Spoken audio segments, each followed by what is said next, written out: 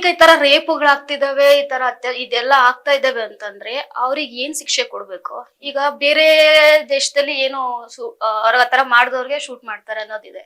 ಆತರ ಮಾಡ್ಬೇಕು. ಆ ತರದೊಂದು ಜಾರಿ ತರ್ತೀನಿ ನಾನೇನಾದ್ರೂ ರಾಜಕೀಯಕ್ಕೆ ಬಂದ್ರೆ ಆ ತರದೊಂದು ತರ್ತೀನಿ. ಅವ್ರಿಗೆ ಯಾರೇ ಅತ್ಯಾಚಾರ ಮಾಡ್ತಾರಲ್ಲ ಅವರಿಗೆ ಏನ್ ಮಾಡ್ಬೇಕಂದ್ರೆ ಶೂಟ್ ಮಾಡಿ ಅಲ್ಲೇ ಸಾಯಿಸ್ಬೇಕು ಅಷ್ಟೇ. ಅವ್ರಿಗೆ ನಾವ್ ಆತರ ಮಾಡಿದ್ರೆ ನೆಕ್ಸ್ಟ್ ಯಾರು ಮಾಡದೇ ಇರೋ ತರ ಅವರಿಗೆ ಬುದ್ಧಿ ಬರುತ್ತೆ. ಟ್ರೆಡಿಷನಲ್ ಆಗಿರೋರಿಗೆ ಕೆಟ್ಟ ಕಾಮೆಂಟ್ ಬರಲ್ಲ ಅಂತಲ್ಲ, ಬರುತ್ತೆ, 100% ಬರುತ್ತೆ. ನಾನು ಒಂದು ಶೋ ನೋಡ್ದೆ, ಅವ್ರು ಯಾರೋ ರೀಲ್ ಸ್ಟಾರ್ ಅವ್ರದ್ದು ಇಂಟರ್ವ್ಯೂ ತಗೊಂಡಿದ್ರು. ಅಲ್ಲಿ ಅವರು ಟ್ರೆಡಿಷನಲ್ ಆಗಿರ್ತಾರೆ, ಅವ್ರ ವೈಫ್ ಅಂಡ್ ಹಸ್ಬೆಂಡ್, ಅವ್ರ ಹೆಸರು ನನ್ಗೆ ಗೊತ್ತಿಲ್ಲ. ಅವ್ರದ್ದು ಒಂದು ನ್ಯೂಸದಲ್ಲಿ ಅವರು ಇಂಟರ್ವ್ಯೂ ತಗೊಂಡಿರ್ತಾರೆ. ಅದ್ರಲ್ಲಿ ಹೇಳ್ತಾರೆ ಒಬ್ರು, ಸೀರೆ ಉಟ್ಕೊಂಡು ಲಕ್ಷಣವಾಗಿ ನಾವು ವಿಡಿಯೋ ಮಾಡಿದ್ರು ಕೂಡ ಬ್ಯಾಡ್ ಕಮೆಂಟ್ ಹಾಕ್ತಾರೆ ಅಂತ. ಆ ಹೆಣ್ಮಗು ಹತ್ತಿರದಿದೆ, ನಾನ್ ನೋಡಿದೀನಿ. ಈಗ ಸೀರೆ ಉಟ್ಕೊಂಡ್ ಬರೋಗೆ ಬ್ಯಾಡ್ ಕಮೆಂಟ್ಸ್ ಬರಲ್ಲ ಅಂತಲ್ಲ, ಬರುತ್ತೆ.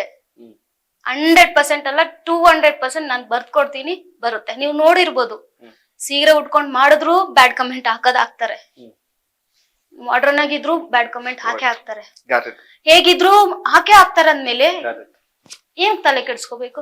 ನೀವು ರಾಜಕಾರಣಕ್ಕೆ ಬರ್ಬೇಕು ಅಂತ ಅನ್ಕೊಂಡಿದೀರಾ? ರಾಜಕೀಯ ಇಲ್ಲ, ಬರ್ಬೇಕು ಅಂತ ಏನು ಇಂಟೆನ್ಷನ್ ಇಲ್ಲ. ಒಂದು ಆಲ್ರೆಡಿ ಹೇಳಿದ್ದೆ ಬರ್ಬೇಕು ಅಂತ. ಬಟ್ ಇವಾಗ ಸಿಚುವೇಶನ್ ನೋಡಿದ್ರೆ ನಂಗೆ ಯಾಕೋ ಬರ್ಬೇಕಂತ ಅನಿಸ್ತಿಲ್ಲ. ನಮ್ಮ ವಿಜಯವಾಹಿನಿ ನ್ಯೂಸ್ ಚಾನೆಲ್ನಲ್ಲಿ ಪ್ರಮೋಷನ್, ಜಾಹೀರಾತು, ಅಡ್ವರ್ಟೈಸ್ಮೆಂಟ್ ನೀಡಲು ಸಂಪರ್ಕಿಸಿ 9535808456.